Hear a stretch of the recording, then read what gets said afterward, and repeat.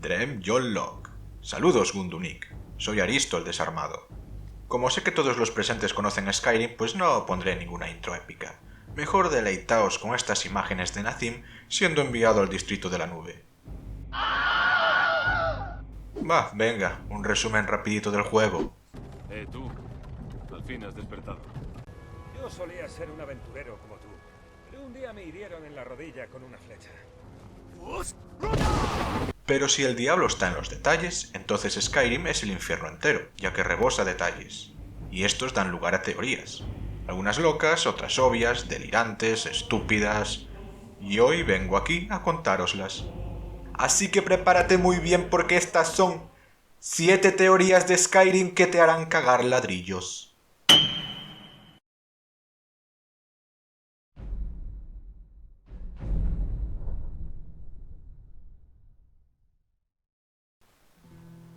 Ah, vosotros pensaréis que escoger entre Hadvar o Ralof es como elegir Pokémon inicial. Pero ya todos sabemos que en este juego los NPCs son demasiado inútiles como para hacer las cosas por su cuenta, y ninguno de ellos sobrevivirá a Helgen si no lo ayudas tú. ¿Necesitas pruebas? Pues únete a la guerra civil del bando contrario al que fuiste en Helgen y verás que ninguno de los dos está ahí. Aunque realmente solo hace falta un poco de atención, ya que ambos te lo dicen directamente. Será mejor que nos separemos. Buena suerte.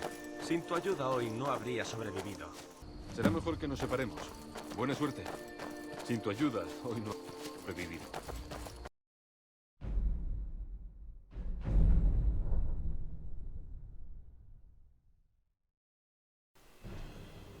Si sabéis inglés y sois fans de Skyrim, conoceréis la teoría de Camelworks, que dice que el objetivo de la cabaña con Astrid eras tú todo el rato. Pero como sé que de inglés no tenéis ni idea, hoy os vengo a contar otra teoría diferente, que yo considero más correcta. Realmente los objetivos son muy ambiguos. Sí, Basha admite ser un rufián, pero la Hermandad Oscura es contratada por personas que no pueden permitirse el lujo de matar, y un maleante podría ser asesinado por cualquiera y a nadie le importaría. Alia Quinto sería un objetivo más realista. Alguien la odia, pero cumple la ley, así que tiene que recurrir a la Hermandad Oscura para cargársela. Pero es obvio que ella es un cebo para iracundos, y el juego pretende que la mates a base de cabrearte. Y Fultheim es, bueno, probablemente suplantador de identidades, ya que hay otro NPC llamado así, y la Hermandad Oscura no se equivocaría de objetivo. Como veis, la teoría de que eres tú cobra fuerza, pero ¿y si os dijera que Astrid simplemente nos troleó? Ella dice que le hemos robado un contrato, pero es mentira. Iré al grano. Has asesinado a la anciana del orfanato. Debes una muerte a la Hermandad Oscura. La Hermandad Oscura no llegó a aceptar el contrato de Grelod, pero Astrid quiso ponernos a prueba. A ver, reconoced que matar a una vieja solo porque un niño nos lo pidió tiene gran potencial para un grupo de asesinos a sueldo. Astrid simplemente quiso asegurarse de que su impresión sobre nosotros era correcta. Por eso ni se molesta en decirnos quién era el objetivo, porque no había ninguno. Era una simple prueba para ver si éramos capaces de matar si nos ordenan matar.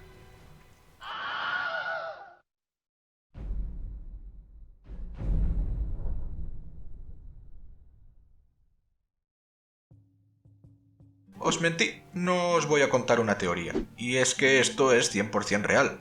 Sadia y Kematu representan la guerra civil a la que te unirás.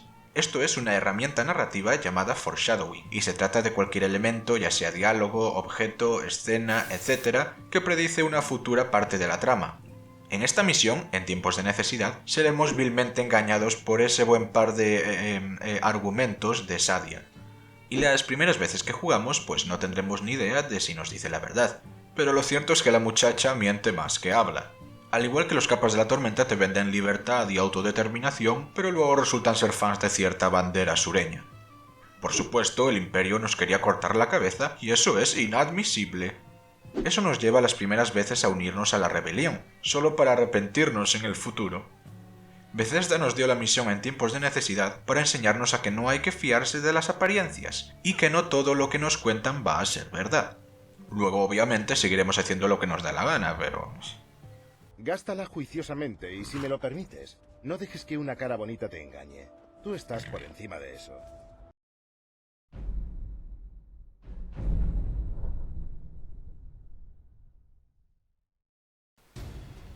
Teniendo en cuenta de que le propinamos una humillante paliza, es difícil admitir que Miraak es el sangre de dragón más poderoso de la historia y probablemente el personaje más fuerte del juego. Pero lo cierto es que ni siquiera los barbas grises han llegado a dominar un grito de 4 palabras como él lo hizo. Zilos Didu. Claro que hay quien piensa que no por hablar Doba Azul estás gritando, y que Miraak solo lanzó un someter voluntad sobre los dragones y simplemente les ordenó entregar sus almas. Pero si os fijáis bien, veréis que distorsiona el espacio tal como el Zuum lo hace. Bastante sospechoso, a mi parecer. Por desgracia, saber un grito de 4 palabras no lo salvará de nuestro personaje semidios inflado gracias a los exploits de alquimia y encantamiento.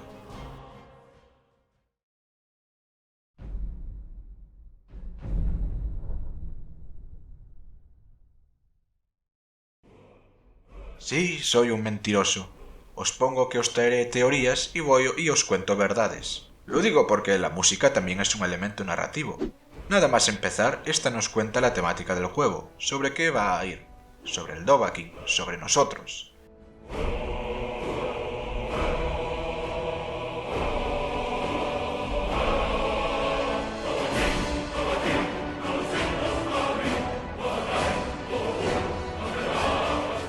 Seremos los héroes, los protagonistas, y todo girará a nuestro alrededor.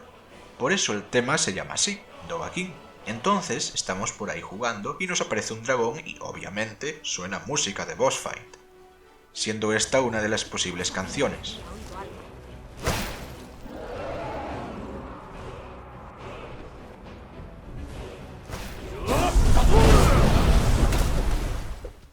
Llamada One They Fear, o sea, aquel al que temen. Si os suena es porque es una variación del tema principal, indicando así que tú eres en realidad la boss fight de los dragones y no al revés, como podríamos pensar. También sucede en Sovngarde, con el tema del mismo nombre. Otra variante de Dovahkiin que nos anticipa cómo Alduin será vergonzosamente humillado por nosotros. Y todo esto confirmado en el tráiler. There's one they fear.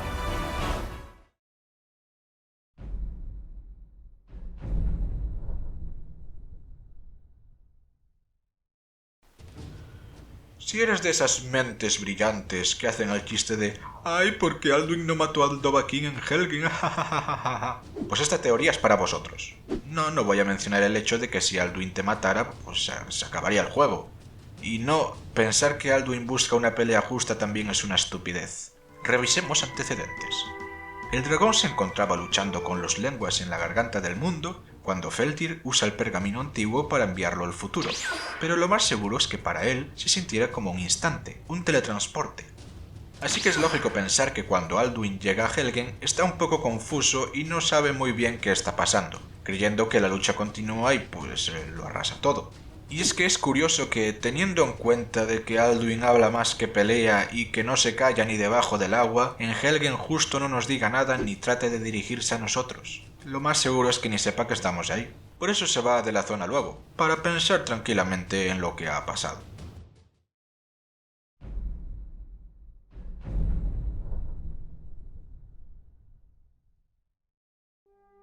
Si algo nos enseña Lokir en su breve intervención al principio del juego es que no hay que precipitarse y que hay que rezar bien.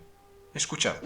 Sor, Mara, Divela, Kynareth, Akatos. Divinos, ayudadme, por favor.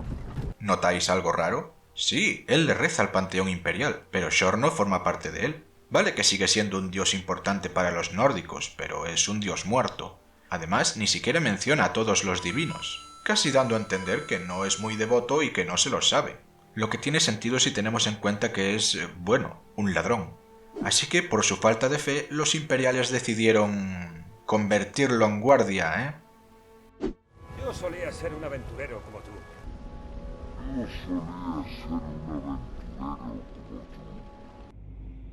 Y eso ha sido todo por hoy. Si queréis segunda parte, dadle a like, y para más vídeos, dadle al botón de suscribir.